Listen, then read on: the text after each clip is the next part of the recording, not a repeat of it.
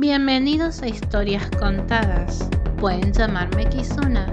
Hoy les narraré el último capítulo de Destinos Impecables, escrito por Octubre de Babilonia, o sea, por mí. Bien. Capítulo 14. Capítulo final. La humareda por el polvillo y la vidriera rota en varios pedazos.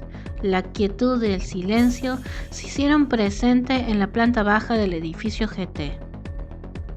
La camioneta 4x4 gris del agente de la CIDE Gabriel se había estrellado contra Jean Thyssen, contra su mismo dueño, y con Rodrigo. Los aplastó haciendo que se subieran encima del capot para que luego el conductor se despertase y retrocediera para redireccionar la camioneta y chocar al jefe de la red por segunda vez. Luis Martínez salió algo mareado. No era nada fácil para él estrellar un auto que no era el suyo.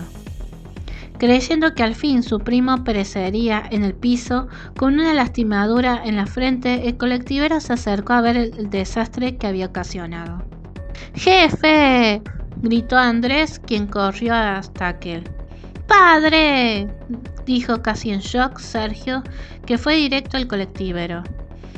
Sergio, el informante, con un chaleco lleno de explosivos, golpeó con su puño una trompada, sin percatarse de que aún sostenía en esa mano el detonador, puesto nadie tocaba a su querido jefe, al hombre que admiraba con ciertos ideales poco sensatos. Cuando el informante iba a dispararle al conductor del colectivo Naliju, desde lejos una bala de una pistola 45 le dio en la pierna, logrando hacer retroceder al mismo. La federal Maidana, aunque amaba a su hermano menor, no compartía sus pensamientos y actitudes criminales, y menos que actuase como un desquiciado terrorista. Sin embargo, ella no podía dejar en completa soledad al policía provincial, por su delicada salud. Solamente se limitó a mantener a los hombres de la red, lejos de aquellos sobrevivientes. Con Miguel muerto, varios guardias sucumbidos y sin refuerzos, lo que se necesitaba era resistir para que la ayuda pudiese hacer algo. Gimiendo de dolor, tanto Gabriel como Rodrigo logran ponerse de pie alejándose de ahí. Cuando logran saber qué sucede, la ayuda de la CIDE junto con la Policía Provincial Federal llegan hasta ellos. Sin embargo, Andrés, no conforme con el tema, le dice a Sergio algo en voz alta mientras traslada a su jefe hacia la salida lateral del edificio GT. ¡Detona las bombas de la entrada, Sergio! Al oír eso, el agente de la CIDE pide que los equipos no entren, pero al hacerlo, los explosivos se activan y una gran explosión se llevó a cabo. La federal Maidana abraza al policía provincial Roca para protegerlo y a ellos un grupo de 3 también lo hacen. El edificio tambalea queriendo desplomarse, por tanto quedaron encerrados. La situación se torna aún más complicada cuando de entre la polvareda Jean logra tomar asiento apoyándose en la ayuda que le ofrece su informante Maidana. Mientras, Andrés arremete contra Rodrigo e intenta asfixiarle con un escombro caído sobre este. Gabriel, que se había caído hacia atrás por la poca estabilidad del suelo del edificio GT, logra, con su bereta en mano, efectuar un disparo en la cabeza de Andrés, que cae muerto de costado. Tanto Luis como Gabriel se ayudan para liberar a Rodrigo, que yacía debajo de un escombro. A este paso, los que quedaban en el inestable edificio eran 5 personas y 6 heridos que habían ingresado como los refuerzos de los agentes de la CIDE. Aparentemente no había salida, la explosión las había sellado. Y había otro inconveniente, el chaleco que portaba encima suyo el informante Maidana, que podría asesinar a todos ahí adentro. Uno de los 6 heridos, el comando Gamma, habla intentando suavizar al muchacho. Estamos atrapados, tanto tu jefe como nosotros. Suéltate y quítate el chaleco. Lo desactivamos y tratamos de hallar una manera para salir ilesos de aquí, decía mientras caminaba lentamente hasta la parte trasera de la camioneta. Ustedes son todos iguales, mi hermana, mi cuñado, mi padre, los policías son más que máquinas sin corazón. ¿No tienen honor? ¿No hay ideales?, dice Sergio delante de Jean para protegerlo por si acaso. ¿Cuál honor, mocoso tarado desagradecido?, grita Rodrigo molesto por las palabras del enfermero. No metas a tu hermana, niño idiota, dijo apuntándole. Vamos, Gabriel, asesina a tu cuñado y vuelve con nosotros. Somos tu única familia, dijo en voz alta Jean, intentando convencer nuevamente a sus hombres. No caeré en tus jueguitos lamentables, señor. Si dan un paso más, todos moriremos, todos, decía con orgullo el informante mientras le enseñaba el detonador. Tranquilo, tranquilo, decía el agente del equipo Gamma. Afuera, la ambulancia había llegado y con ella el helicóptero convocado por el agente de la CIDE Miguel, que prefirió por si el policía provincial no resistía tanto tiempo. Los bomberos también estaban en la zona tratando de evacuar a la gente por el posible desplome del edificio GT, que se tambaleaba como si sus cimientos estuvieran dinamitados. Aunque era eso lo que pasaba en realidad. Una vez que el helicóptero se llevó al oficial Roca al hospital clínico policial de Barrio Los Naranjos, Pamela Maidana pudo ponerse de pie y ponerse chaleco balístico para colaborar con el equipo de agentes de las dos policías que estaban preocupados analizando qué hacer. La federal, a pesar de estar seria interiormente, quería llorar, despojarse de tantas dudas y sentimientos encontrados, pero su mayor deseo era corroborar que su pareja estuviera viva, que Miguel y Rodrigo también, tanto como su hermano menor, que sea un modo operandum para vengar la muerte de su padre. El equipo Gamma de la CIDE tenía a la mayoría de sus hombres heridos debido a la explosión. Aquellos se acercaron a Gabriel y al ex agente del departamento de drogas, Rodrigo. Entre ellos empezaron a visualizar un posible escape tratando de no alterar la psiquis del muchacho que portaba la bomba encima suyo. Un bombero halló la forma de cavar un hueco al costado de la entrada lateral del edificio GT. Él mismo fue a llamar a su jefe para que salieran mientras el resto estaba distraído. Cuando Rodrigo se percata y llama la atención de los agentes, callados, no querían molestar debido a que querían seguir con vida. Jean Thyssen, junto con Sergio Maidana, habían salido del edificio adentrándose a un taxi que los esperaba. Pero detrás, persiguiéndoles, los agentes logran rodear al mismo. El conductor del taxi, un tal Arroyo, sin importar nada, enciende su vehículo y atropella a un par huyendo de allí. Piérdelos, Mario, dijo Jean algo cansado. Cariño, estás todo maltrecho, menciona su abogada. Padre, ¿quieres que le distraiga o quieres que te acompañe?, preguntó Sergio. Si nos siguen, nos acorralan. Tendrás que optar, querido hijo mío. Yo digo que vayan al otro auto, no gustándole que el enfermero Maidana porte una bomba encima. Tú cállate, cobarde, dijo la abogada Aguirre. Se te paga para conducir. Mejor quédate con Sergio, Mario. Yo te esperaré, hijo, en el otro vehículo, informa Jean. Sin decir mucho, cuando el jefe de la red hablaba, así era un indicativo que las cosas iban a salir muy bien. Solamente Sergio comprendía esa manera de ser, lo conocía muy bien, pues aquel le crió de adolescente. Cuando lograron salir de la zona de persecución, tenían un ligero tiempo para hacer el intercambio de vehículos. Cuando Mario Arroyo quiso salir del taxi, Sergio Maidana le disparó en la cabeza, se quitó la bomba de encima, preparó el coche y le colocó el chaleco encima hasta que condujo el taxi, estacionándolo de manera que parezca un buen señuelo.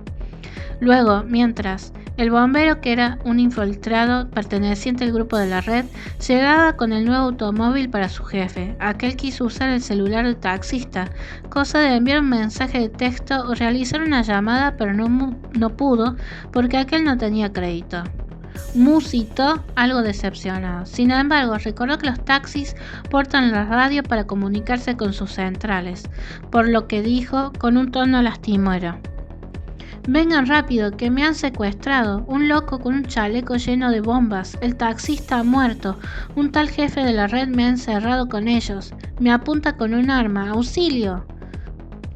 Las enseñanzas de su hermana, Milena, con las mentiras era genial.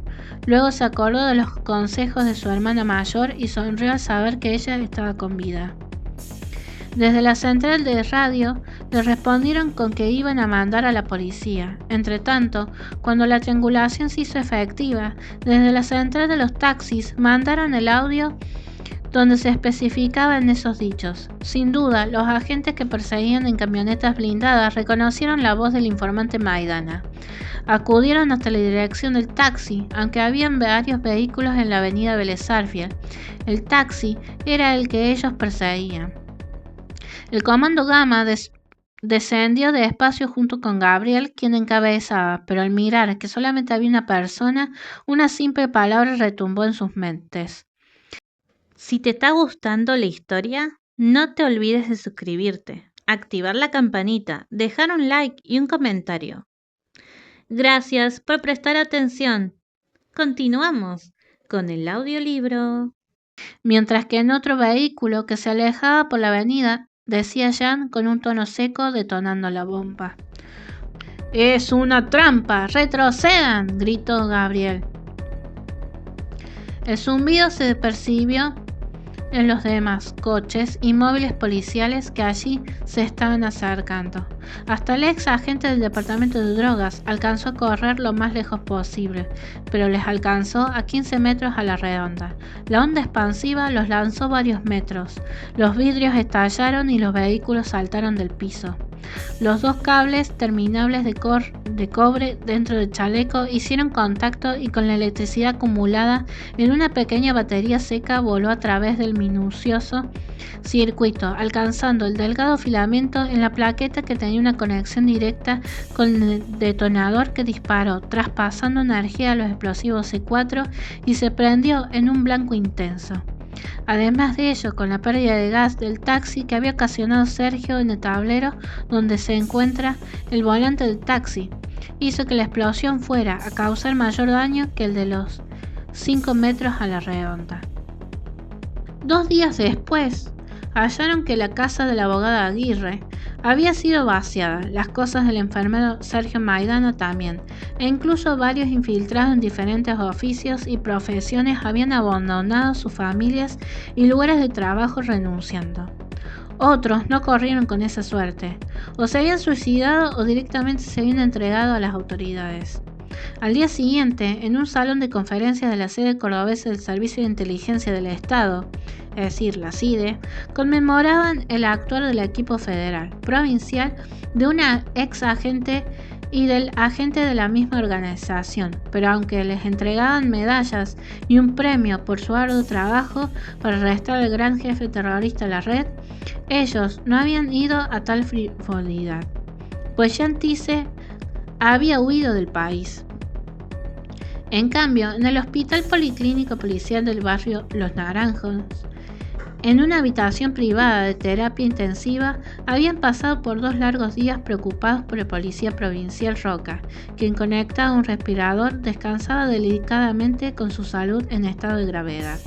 La federal Maidana se encontraba seria, angustiada y casi llorosa, por la impotencia de estar solitaria sin compañía de su amado, sentada en un banquito mientras sostenía la mano de su compañero para que éste saliera del coma.